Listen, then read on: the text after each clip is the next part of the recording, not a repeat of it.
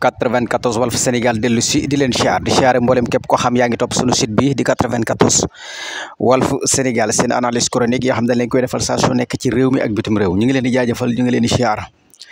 voilà ku nekk xam ne ni taw yi moom kenn du ni bëriwul moom Sénégal moom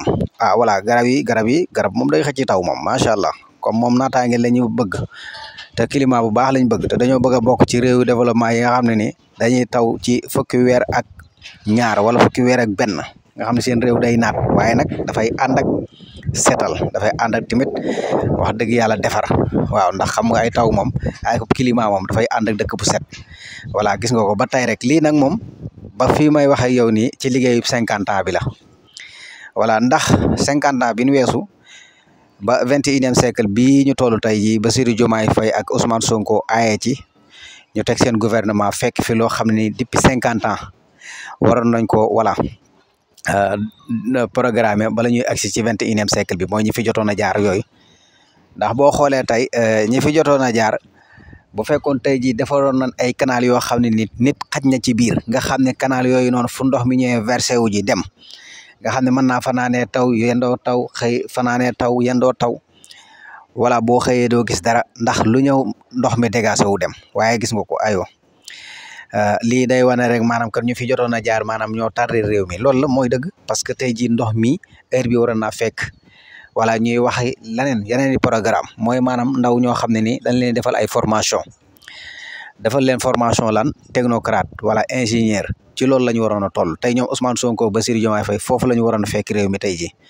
waaye gis nga ko 50 ans bi ñu weesu kan ñi fi nekkoon voilà yaa ma gën a xam bàyyil ñu fi ay inondation bàyyil ñu fi voilà mi ngi ne léegi nag ñu war a liggéeyaat liggéey 50 ans moo tax gars yi naan voilà ñii bay boo ñu muñee leen ba 50 ans parce que ñoom pare nañ pour defar réew mi moom ci seen i acte ci seen i doxalin ci nga koy xamee voilà moo tax kon gis nga ko Ndakaaru capital voilà capital yi ma jaar yëpp de ak ñoo mën a taw day taw fanaanee taw maanaam yendoo taw waaye boo xëyee doo gis benn fepp ndox doo ko gis boo laajee ñu ne la mais ndox mi dégagé wu na bu yàgg voilà nga xam ne kon dèjà ñooñu dañ leen a teel a programmé teel a xam ne maanaam àdduna bi fi mu jëm faaw rek nga defar sa dëkk ba sa dëkk ñoŋ ba nga xam ne ni ñeneen ñi lay uutu ndax loo gis ci àdduna rek continuer la voilà ñeneen ñi lay uutu bu nu ñëwee programme bi dañ koy continuer mooy fa ñuy toll ak fa àdduna bay toll mooy li rawante ci wàllu matière ak yooyu nga xam ne maanaam fi ñu toll ni àdduna bi foofu la toll ci jamono boobu la ñuy toll bu ko defee ñooñu bu nu ñëwee dañuy mën a voilà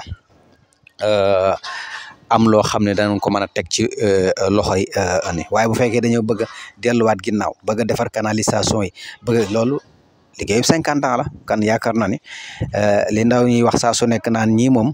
régime bi bay boo ñu bàyyi leen fii ak 50 ans ñu liggéey loolu moom dëgg la voilà parce que ab capital bu mënee taw tuuti rek mu mel nii wax dëgg yàlla day nekk loo xam ne vraiment du ci ñoom